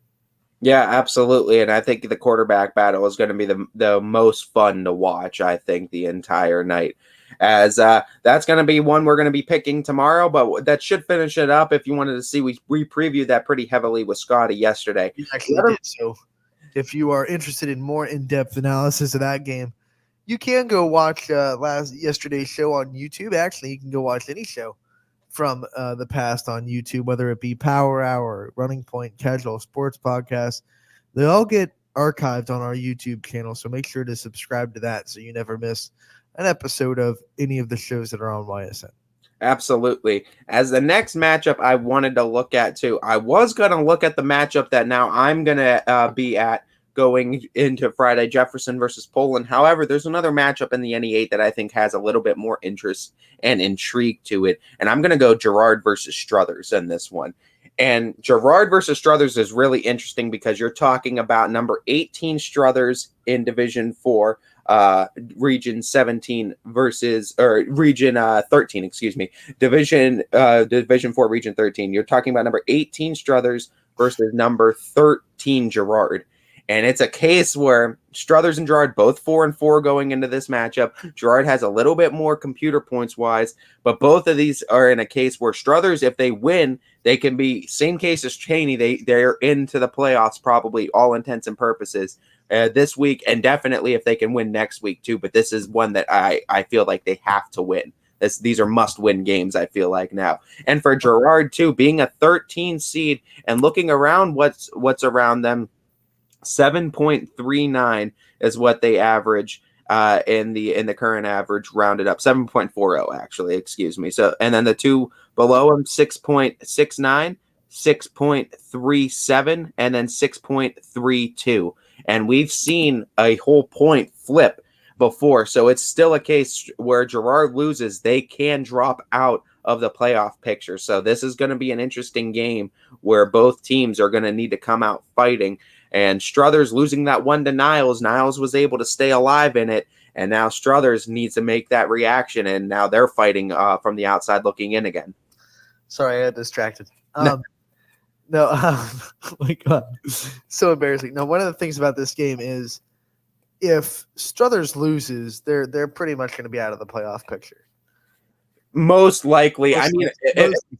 If they could win against Poland week 10, maybe. But, I mean, it would be hard to be back in the playoff picture with a loss. If Girard loses, they might still be in the playoff picture, but it puts a heck of a lot of pressure on week 10. Yeah, it does. Team becomes a must-win if they don't win this one. So I wouldn't say it's a must-win for Girard, per se, because they would still be in the playoffs if they lost, I think. But I would not want to put that much pressure on a week 10 matchup. And you want to know what the worst part is? Your week 10 is going to be Girard versus Niles. And Niles facing Hubbard this week, being a 16 seed in Division 3, Region 9. Right. It could be a case where maybe Niles does upset him, but it's still a case where Niles is going to be in that bottom tier, and Girard with a loss would most likely be too. And then for sure, if Girard's still in the playoffs, you're talking about two teams where it's most likely a win in your in scenario, lose and you're out. And if Girard does win this week, they are pretty much locked into the playoffs. I don't think they would be knocked out. It would probably put them into a place where they would be pretty comfortable. I think a lot would need to happen. I don't know if it would be statistically.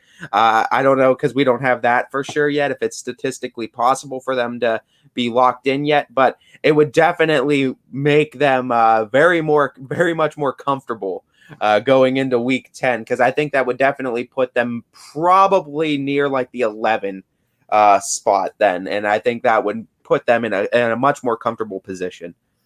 Yeah, and then with Girard, you got to wonder if they're how much health they're getting back. You know, they've been probably one of the more devastatingly hurt teams by injuries. I mean, they've just been ravaged by the injury bug this season. And you wonder what players they're getting back. Once again, we don't have an Adam Scheffner at YSN. We haven't retained him yet. We're going to try to get him out of ESPN's contract soon. And, you know, we're working on it. But, we don't know how healthy Girard is going to be, but that's a big kind of point in that game because Girard healthy is very good. Yeah, and the thing that's interesting with Girard, they kind of did an opposite of what Struthers did, where Girard front-loaded a bunch of wins, and they've now lost 3 in a row, and of course those 3 losses to Poland, South Range, and Hubbard, so with good reason. It seems like a lot of teams in the NE8 are coming up just a bit short against those 3. How about their defense against Hubbard, though? I mean, Hubbard did not score 40 points that they're used to. I think they only had 29. I mean, I know that's like, oh man, you gave up 29 points. Your defense is looking good, but really, considering what Hubbard had done the rest of the season outside that Mooney game, Gerard's defense played pretty well. Yeah. And the big thing is Gerard being at home is going to be huge against Struthers. And go ahead, stadium. Last home game of the season, too. So, like we said, you lose this one, you have to set up an away matchup where you would definitely be fighting for your playoff life then in week 10. And I don't think Gerard wants any part to do with that. So, this is going to be a very good matchup between these two. And one of the other matchups we were going to talk about, but unfortunately we have to share the news that it is canceled. Waterloo and Mcdonald is out this week, and we just got that news a little bit before we came on the air. It's tough. That was going to be a really good matchup with two teams that really like to control the ball. But once again, we almost got through the week without one being nixed, but we couldn't quite get there to the finish line. Waterloo versus Mcdonald canceled this week. Yeah, and unfortunate too, because Waterloo's been looking really good in recent weeks. So unfortunately, coming up again with another game cancellation, but we'll move forward. We still have a bunch covered for you here on YSN, and we'll still have a bunch to pick from tomorrow. I'm looking at our schedule to try to kind of replace that one with our marquee matchups. And I'm thinking, that like I said, there's a few good matchups that I was looking at, and that was one that I wanted to talk about. I think we talked about it yesterday, saying we wanted to bring it up. Straight Aac Champion is going to be a good game. That one was going to be good. I was looking at that one. I didn't want to go out of YSN with Warren Harding and Cheney, even though I think that one's going to be a very good game as well. Plus, we just talked to Chris Emil about it. So yeah, we had Coach Emil pretty much preview that for us. So that's why I didn't want to bring that one up, but that was another one I was looking at until we got Coach Emil to get on. Let's go with this Crestview Champion game. Champion, we've said multiple times how hard their schedule has been and how competitive they have been against some pretty solid teams. They went to overtime with an undefeated Southeast team, and a lot of people were scoffing at Southeast's undefeated record until last week when they beat Division 6 powerhouse Mogador. I mean, that really opened some people's eyes, I think, about Southeast. So, Champion, record-wise, not great. Probably not going to get into the playoffs, but this is a statement game for them, and it's a revenge game for Crestview because they were mad all season last year that they lost to Champion in week 1 in a rainstorm. And now they're getting them back home in Crestview. And it's a chance for the Rebels to kind of wash that taste out of their mouth once and for all from the week 1 loss last season. Yeah, and Champion, would need a little bit of things to go right for them. They would have to probably win these next 2 weeks and hope some losses were to happen for them to kind of squeak into the playoffs. But hey, stranger things have happened before. But nonetheless, looking at this game, yeah, Crestview also in Division 5, Region 17, and you're looking at this. This is a team in Crestview that is ranked number 12 right now. And, they are very much in possibility if they drop this one of dropping into the bottom half and maybe even potentially out of the playoffs with a big enough loss in this one. So this is coming off a COVID bye too. So don't that. And being a 12 seed, it's still a game where Crestview looking about at what's ahead of them too. It's still positionally wise. Crestview can definitely move up into at least the top 10. Maybe a little bit of things can go if something goes right there with New Franklin Manchester, they might be able to sneak into the top 8. New Franklin Manchester, a couple of 4-4 opponents in Northwest and Cuyahoga Valley Christian Academy next couple of weeks. But you're looking at this and you're thinking, hey, Crestview, you can win these next 2 weeks. You could set yourself up potentially with a home playoff matchup, which would be huge for the Rebels, or at least get yourself up higher in the rankings and set yourself up with a little bit better of a matchup. And as far as Champion, at this point, it's like, what else do you have to lose? And the only way you kind of make it in is if you win these next 2 weeks and some things kind of happen for you. We talked about Mineral Ridge Lowville being a matchup of quarterbacks. This is a matchup of running backs and really hard-nosed, big guys, hard to bring down. Rockland Batura on Crestview side, Keegan McDermott on Champion's side. Both very hard, old school running backs, go right through the line, run through tackles, things like that. It's going to be interesting to see which one has a better day.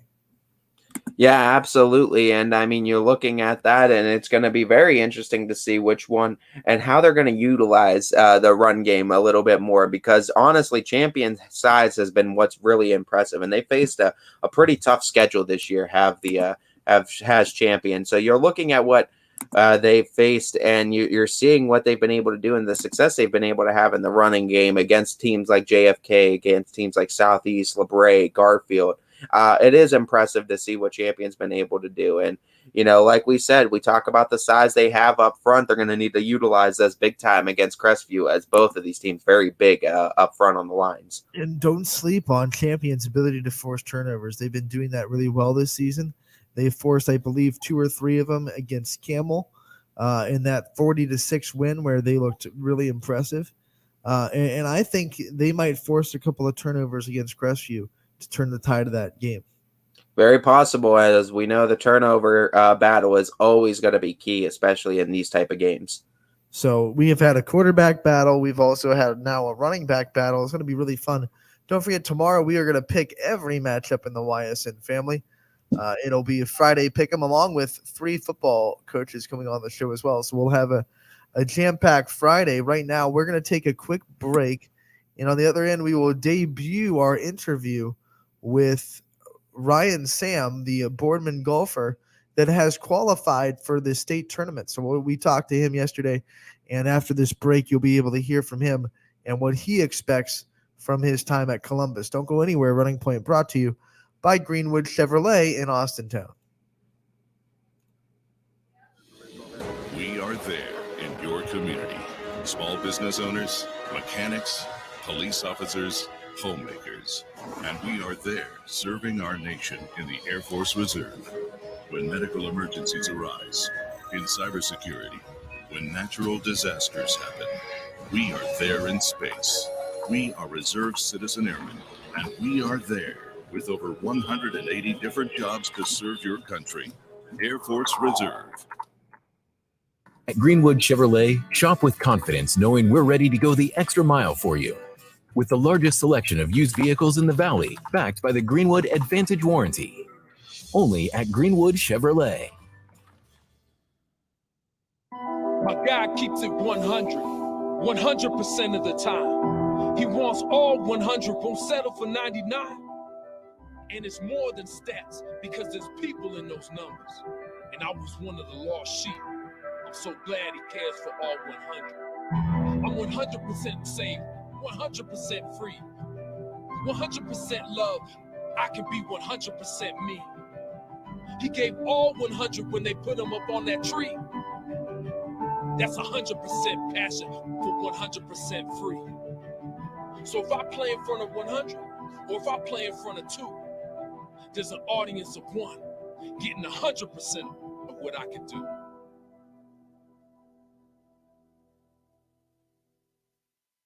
WRS Wealth Advisors is the area's premier wealth and retirement specialist. With our combined 70 years experience, WRS Wealth Advisors is the area's premier wealth and retirement specialist. Call 330-965-0370 to learn more about our individual and corporate financial planning services, or visit wrswealth.com. Good luck, athletes. It's a new year. News doesn't stop after the sun goes down. Sometimes you just have to hustle to get it. At 21 News, no matter how far it is, no matter what it takes to get there, we're working to bring you the best stories and the freshest content at 11 p.m. with the context and clarity that makes it worth staying up for, no matter what time it is. 21 News at 11 with me, Aaron Simonek, and Derek Steyer. 21 News at 11, news that's worth your time. Coca's Pizza, proud to announce our pizza buffet's back every Wednesday at our Boardman and Canfield locations. Adults only $7.99 and kids only $4.99, and $2 beer starting at 8 o'clock. That's Coca's Pizza. We serve it hot. Every customer has a story, whether it's buying a car for the first time, helping them get approved, or finding the perfect car for their budget. I'm proud that people trust me with their story. I'm Tracy, and I'm ready to go the extra mile for you, only at Greenwood Chevrolet. Hi everyone, this is DJ Yoakley with Your Sports Network. We appreciate your support of YSN and welcome you to the YSN family. Our broadcast streams are brought to you live at no cost to you by sponsors that are local to this community. Without the vision and generosity of our sponsors and partners, we would not be able to bring this game to you today. So please support the great businesses and leaders that are making this game possible. And if you're a business in need of great advertising and sponsorship opportunities, feel free to head over to our site for more information on the right fit for you. We are local, we are loyal, and we are live. We are YSN. Ah, the details. Baird Brothers Fine Hardwoods is one fine ride. Perfect cornering, superb handling, sporty and stylish, power to spare, plus awesome mileage. Yeah, jaw-droppingly beautiful lines and well appointed with luxurious trim. Put more oomph in your life and start beholding the molding. Find your home's fine hardwood at BairdBrothers.com.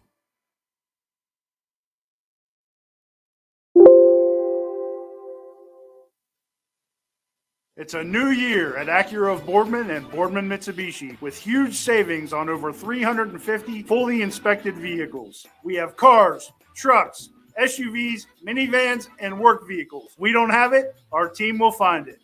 We aim for 100% credit approval with payments as low as $99 per month. And as always, we'll pay top dollar for your trade. For a great vehicle and a great experience, come see why everyone is stopping by at Acura Boardman and Boardman Mitsubishi. 60 years ago, Baird Brothers Fine Hardwoods began with 3 siblings, a hand-set sawmill, and a few local orders. And while business has certainly changed over the years, what has not are our principles of hard work, craftsmanship, and commitment to quality. At Baird Brothers, we're proud to put our name on the products we create, from moldings and doors to flooring and lumber. Thank you for 60 great years. We look forward to 60 more. Baird Brothers, for the place you love.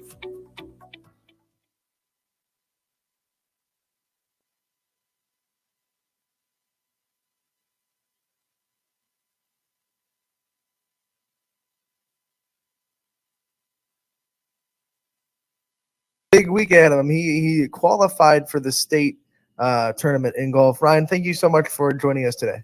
Yeah, thank you guys for having me. I really appreciate it. And you are one of the elite. You know, not too many people get to say they qualified for state. How's it feel? It feels really good. It was definitely kind of a lot of pressure leading up to it and something that I've wanted to do for a while now. So I'm really glad I got it done. Get to go next week.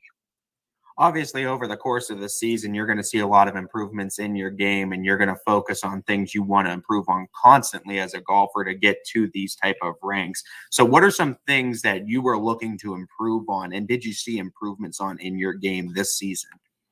Well, I mean, everyone kind of wants to improve, you know, the actual hitting the golf ball, shot shaping, kind of the real aspects of golf. But I really wanted to improve my mental game.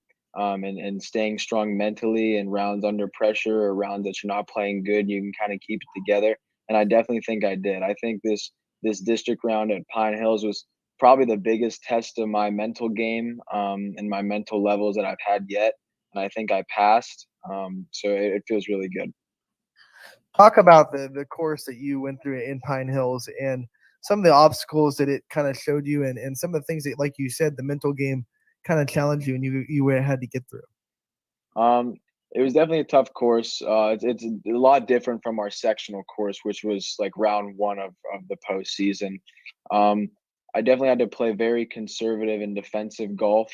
It's not a course that you can, well, at least in my situation, I really couldn't attack because I was playing very defensively for my spot. A lot of the teams that made it out, like the Hoban and Ignatius, those kids really, the kids that beat me that day, the select few, they really attacked the course. But I ran into some problems. I had some really, really good par saves that I made throughout the day that really helped me get there. Obviously going into a state tournament, the weather we're having has been absolutely tremendous. I mean, we're having some 70-degree days, very unusual. Well, not really for October weather, but we're more used to the colder nights as it comes down to it. But we haven't had too many about that this time of year. Talk to me a little bit about how the weather plays a dynamic in this state championship run, and knowing that from one night you might be playing in 70 degrees and the next night it might be 40 degrees.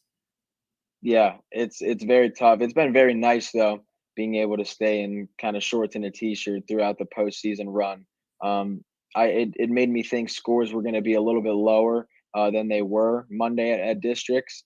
So I was, definitely making sure that my score was. I thought my score was maybe going to be right on the line of making it or not making it, but it turned out I had 2 or 3 strokes to work with. So very blessed that I still made it through. But going into Columbus, it still looks like pretty decent weather, kind of like mid 60s. So, I mean, it should be nice, but scores probably will be low for the state championship. How close of an eye do you kind of keep on the weather as the day gets closer and closer to kind of game plan what you're going to go through and try to mentally prepare yourself for what's going to be facing you?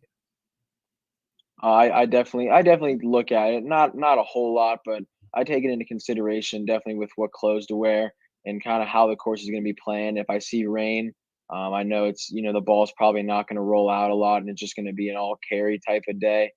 Greens are probably going to be a little bit more receptive, so you can kind of spin some shots more. I definitely take a look at it. I'm sure you've kind of previewed and looked at the courses you're going to be playing on down there in Columbus. And looking at the courses, what about them do you see play to your strengths as a golfer? I've done a little bit of looking. I do get a practice round, but they're longer courses. And for my size, I do hit the ball fairly far, so I will be using that to my advantage. But it is Ohio State's golf course. I think the more premier golf course. So it does look like the greens are going to be in really good shape. And something that's been very strong all season is my putting. So I'm looking forward to putting well this week. We're talking to you towards the end of the season, but talk about the season as a whole. Boardman Golf, both boys and girls, very successful. I believe the girls advanced to districts. They're a little bit behind you guys in the tournament. What kind of atmosphere is it for Spartans Golf, and culture is it for this golf program? It's really good culture. I think as a program, boys and girls definitely bonded and become closer, and it's kind of something nice that we can both share. We were both conference champions in the AAC conference, so we got to share that together. And we did both advance to districts. I think they went to districts yesterday. I'm not exactly sure how they did, but it's something that we've really come together for. Talk to me. I mean, obviously, in this very great career that you've already had, being able to make it to state, who's been some of your biggest influences on this career and on this journey? Definitely my coach, my golf coach, has been a big influence. But family members as well.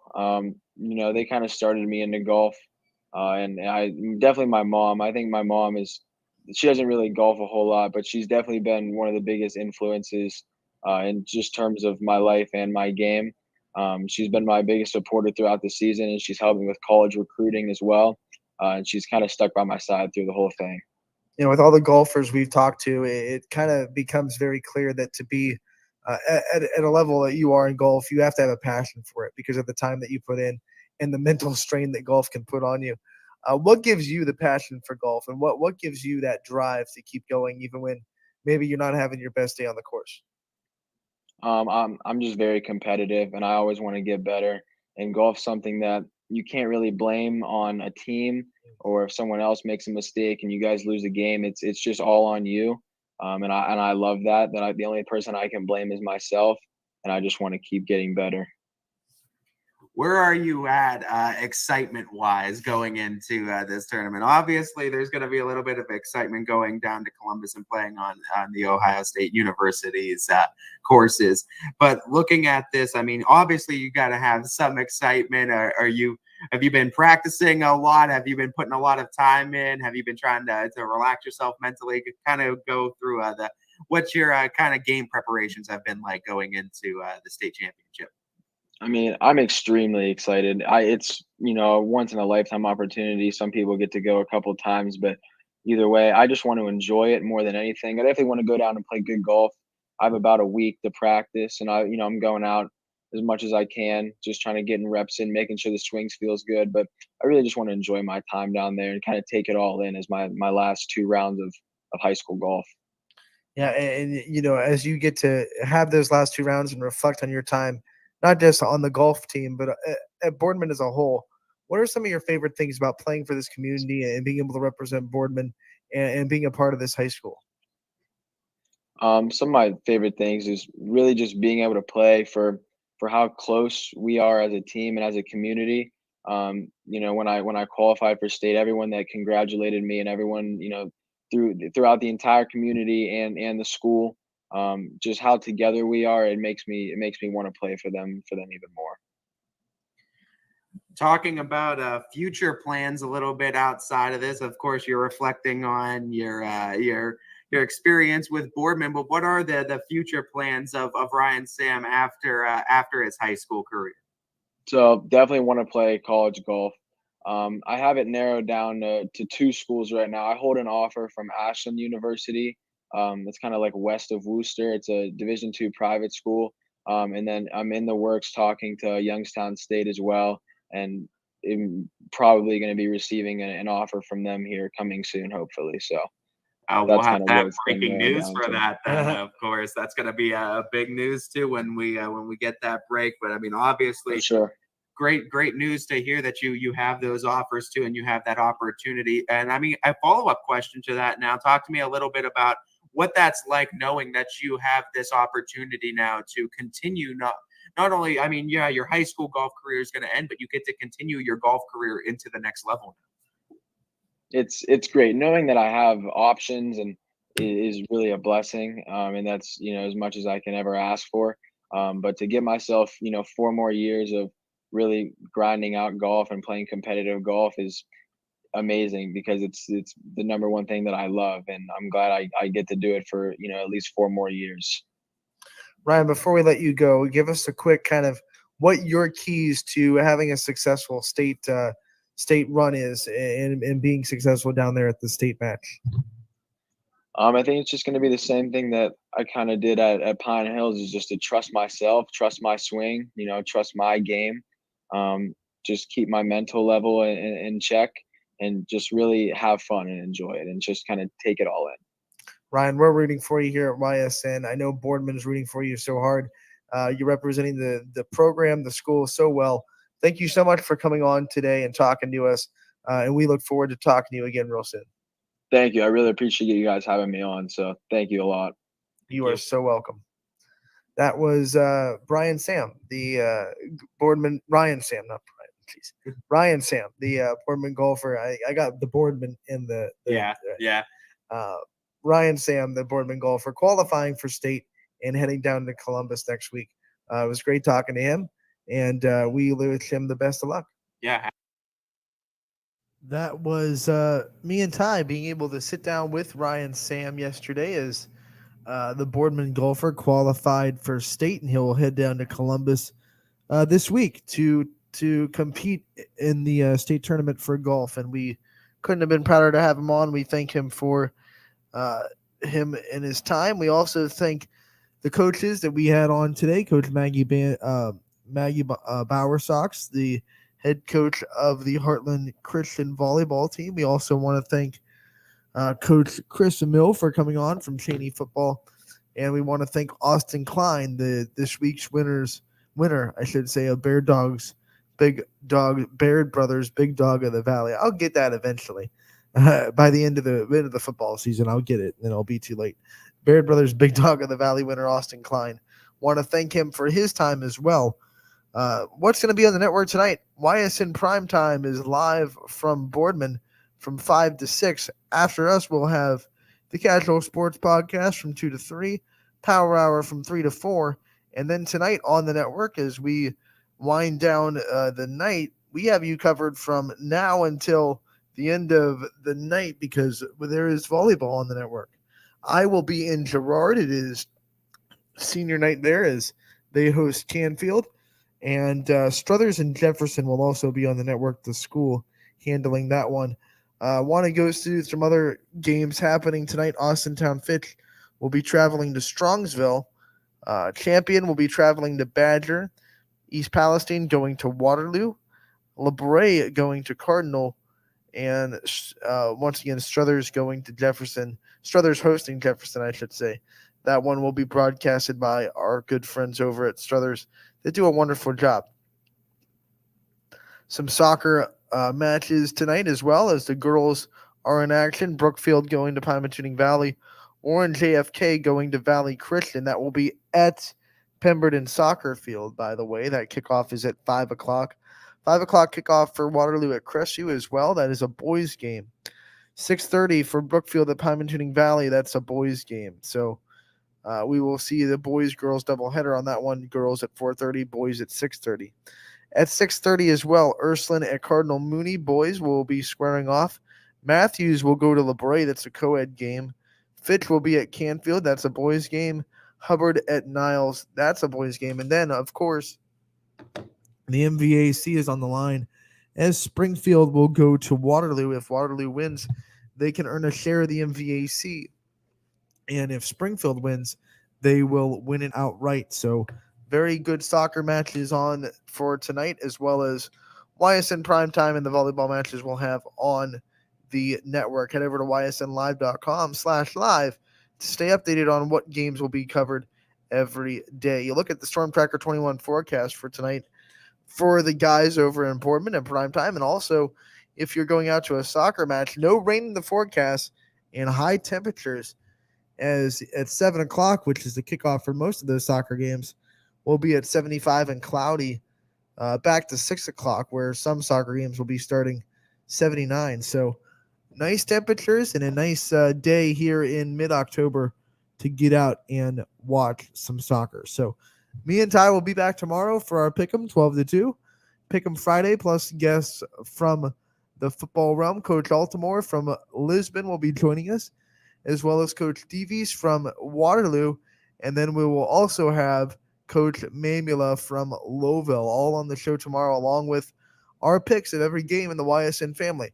Don't miss it. Casual Sports Podcast coming up next on YSN.